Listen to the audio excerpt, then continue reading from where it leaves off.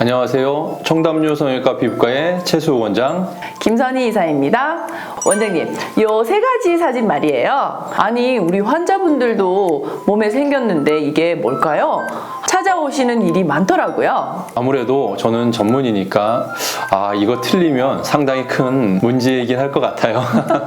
그렇지만 이사님이 궁금해하시는 이유도 너무 이해가 갑니다. 쥐젖, 비립종, 편평상하기 이 세 질환은 세 가지 모두를 제대로 알지 않으면 자칫 헷갈리기 쉽상이거든요.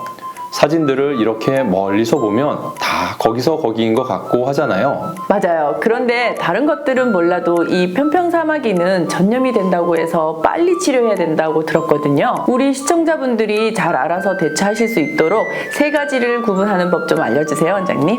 오늘은 쥐젖, 편평사마귀, 비립종 이 세 가지를 구분하는 방법을 알려드리고 또 각각 어떤 치료를 받아야 잠재울 수 있는지까지 알아보도록 하겠습니다.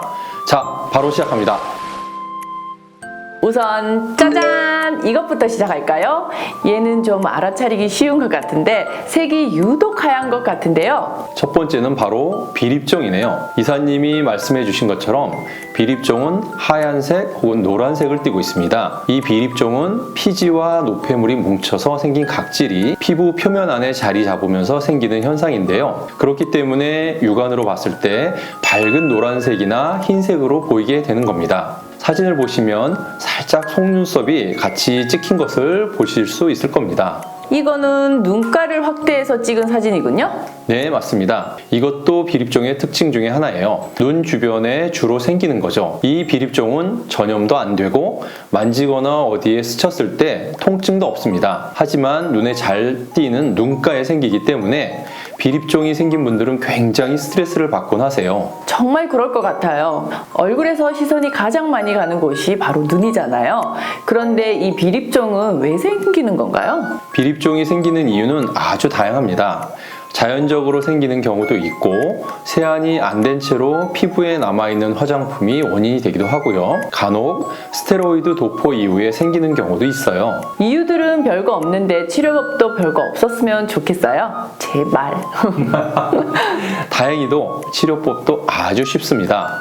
비립종의 경우에는 피부 안에 각질이 뭉쳐있는 거잖아요. 우리 여드름 압출하듯이 소독된 바늘을 이용해서 피부에 흠을 내서 압출하기도 하고 압출이 부담되시는 경우에는 레이저를 이용해서 제거해드리는 경우도 있어요. 비립종은 특히 제거가 쉬운 편이기 때문에 비립종 때문에 고민하시는 분들은 큰 스트레스 받지 마시고 꼭 내원해서 바로 제거하는 것을 추천해드리고 있습니다.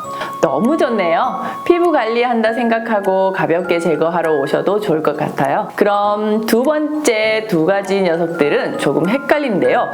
이것들 중 어느 게 편평사마귀인가요? 왠지 무서워 보이는 이 큰 놈이 편평사마귀 같기도 한데요. 아쉽게도 그건 쥐젖입니다. 지금은 시청자분들이 잘 보실 수 있도록 사진을 확대해둬서 두 가지가 비슷해 보이지만 사실 직접 육안으로 확인하게 되면 차이가 크거든요. 먼저 쥐젖부터 설명을 드릴게요. 쥐젖은 주로 목이나 겨드랑이, 사타구니 등 피부가 접히는 곳들 있잖아요. 그런 곳에 주로 생기는 질환입니다. 보시는 것처럼 모양이 균일하지 않고 크기도 균일하지 않고요. 약간은 구 형태를 띠면서 말랑말랑하게 뭉쳐있는 조직이에요.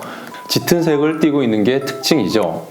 이것은 섬유종이라고 불리기도 합니다. 섬유종이라면 종양 말씀하시는 거예요? 네, 맞습니다. 하지만 양성종양이기 때문에요. 엄청난 위험성이 있는 게 전혀 아니니 안심하셔도 됩니다. 이건 전염성도 없고 통증도 없고 그냥 노화나 자외선의 영향으로 피부가 과각화되거나 색소가 짙어지면서 생기는 일종의 덩어리라고 생각해 주시면 됩니다. 이름만 종양이지 건강적으로 걱정할 게 전혀 없는 거군요.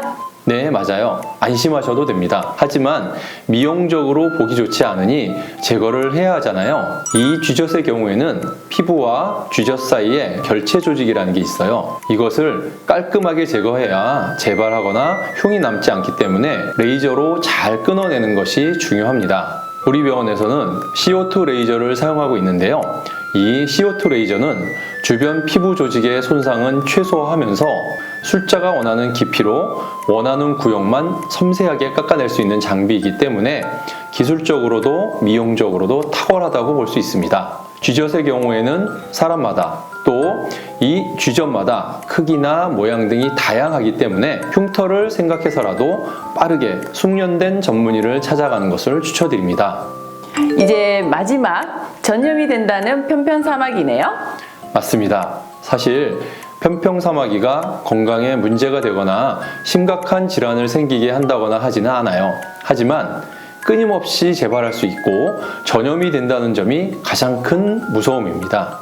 편평사마귀는 육안으로 볼 때는 잘 안 보일 수도 있지만 만져보면 피부 위로 오돌도돌하게 올라와 있어요. 이건 신체 접촉으로도 감염될 수도 있고 목욕탕이나 수영장 등 물을 통해서도 간접적으로 감염이 될 수가 있어요. 간혹 면역력이 높은 경우 자연적으로 치료되기도 하지만 전염성이 높고 미용적으로도 보기 좋지 않은 질환이기 때문에 만약에 편평사마귀가 생기셨다면 빠르게 치료받아서 나와 주변 분들의 건강을 챙기는 것이 중요합니다. 편평사마귀는 바이러스로 인해 발생하는 것이기 때문에 꼭 레이저를 통해 제거해 주셔야 합니다. 다만 크기가 아주 작고 또 많은 개수가 한꺼번에 생기기 때문에 수술 경과나 후유증을 최소화하기 위해서는 반드시 숙련된 전문의 원장님께 시술받는 걸 추천드립니다. 레이저로 치료하면 금방 해결되는 질환이니 너무 두려워하시거나 고민하지 마시고 꼭 바로 내원하시는 걸 추천드립니다. 오늘은 쥐젖, 편평사마귀와 비립종에 대해 알아보고 어떻게 치료해야 하는지 설명해 드리는 시간을 가져봤습니다.